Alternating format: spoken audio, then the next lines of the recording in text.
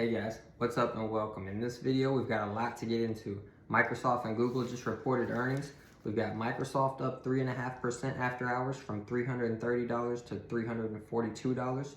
We've got Google down 6.5% after hours from $139 to $129. We're going to be taking a look at 3 videos that's breaking down their earnings after hours. We've got Microsoft is focused on productivity and cloud business. We've got Alphabet's 22% growth rate in its cloud business is a big disappointment. Guys, if you can grow 22% and still disappoint, what is going on? And we have buying on weakness in Google stock is the right move for Meta. So this guy's saying buy on the sympathy move for Meta that it had for Google. As always, if you guys enjoy the video, smash that like button and let's jump right into them.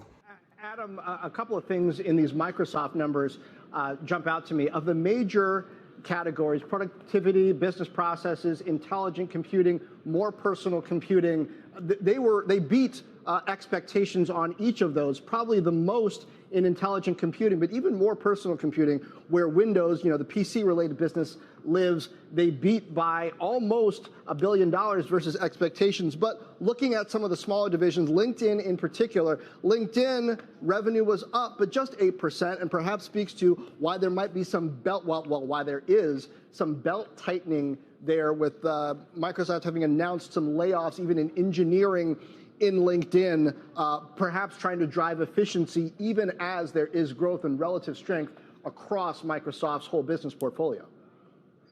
Yeah, no, I think, the internet overall, the LinkedIn and the search business is kind of call options for the story, really. It's not so central to the narrative. So if they do well, investors kind of celebrate. There was a little bit of optimism a few months ago about Bing partnering with OpenAI and search. Doesn't seem to have moved the needle dramatically. But by far the big focus is on productivity and the cloud business as far as kind of driving the stock price and the narrative forward. So I think delving into those details is going to be really important. And on the PCs, there's been a lot of indications that we're coming out of a very aggressive inventory correction in that industry. You had Gartner numbers out, you've got IDC numbers out, all suggesting that that market is starting to rebound now going forward. And there may actually also be an AI driver to the PC market too. Could have some re-acceleration in Microsoft, guys. Now we're going to jump into how Alphabet did. Alphabet reporting third quarter earnings just moments ago. You can see the opposite reaction in those stocks right now. Joining us to break it down is CFRA Research Senior Equity Analyst Angelo Zino and Griffin Asset Management Portfolio Manager Doug Famigletti. Doug holds a large position in Microsoft and a small one in Alphabet and joins us for the first time here. So welcome to you, Doug.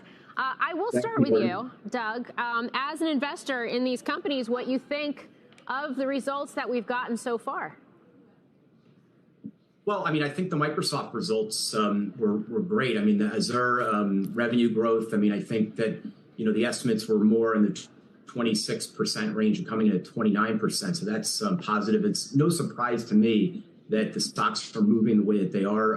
Both are up a lot year to date. Alphabet up quite a bit more, 57, 58%. So coming in with a lot of expectations. I think both of them are pretty reasonably priced given their long-term growth. But I think the cloud business for Alphabet was a little disappointing. Remember, the PE ratio for Microsoft is in the 30s, 33, maybe even 35 now. Now with Alphabet, it's in the 20s. And given the fact that it's a much smaller percentage of their total revenue versus Microsoft, which is 22% of their revenues is Azure, whereas with Alphabet, it's more like 13, 14%. So I think growth there being disappointing on a relative basis is probably what's hitting the stock right now. Okay. Angelo, do you see it the same way? Is that why we're seeing both of these names move in opposite directions, especially when you see Microsoft Azure up 29% and representing a re-acceleration of that business? Yeah, no, So I just want to be clear. They're not disappointed in 22% growth. It's that the expectations were way higher than 22%. So anything less than their expectation is going to be a disappointment. 22% growth is still 22% growth, which is pretty outstanding.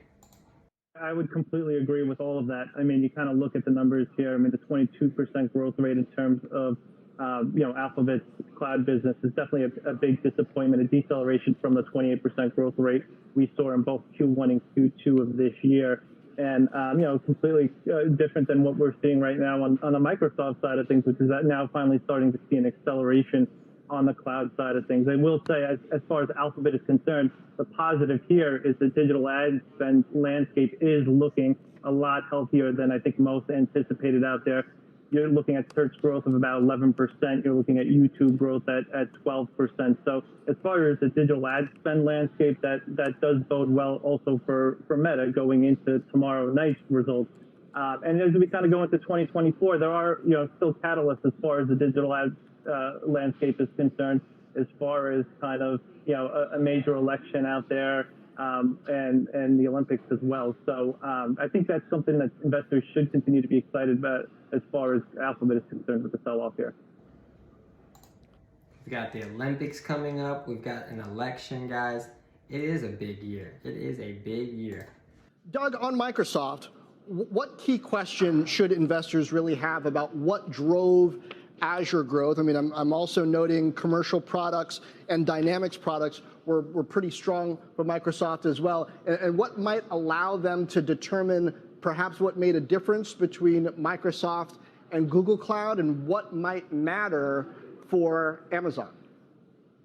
Yeah, well, I think that given the two reports today, the number, I mean, you have a much smaller base at Alphabet for cloud, and it's been decelerating growth and lower than Azure, which is a much bigger percentage, a much bigger size. So market share gains, and of course Amazon being the largest, Microsoft 2 and Google 3.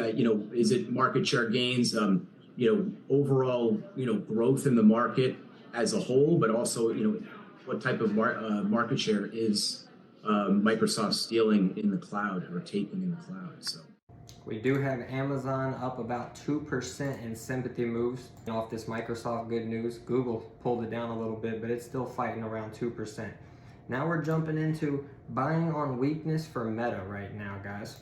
To break down the results is Rohit Kulkarni, Roth MKM Managing Director. Rohit, welcome. So, I mean, even though Alphabet and Snap are both down right now after hours, when I look at the fundamentals of what they reported, isn't this a positive read-through for Meta? If anything, I mean, Google search and other beat by almost $1 billion, and YouTube ads was just about in line.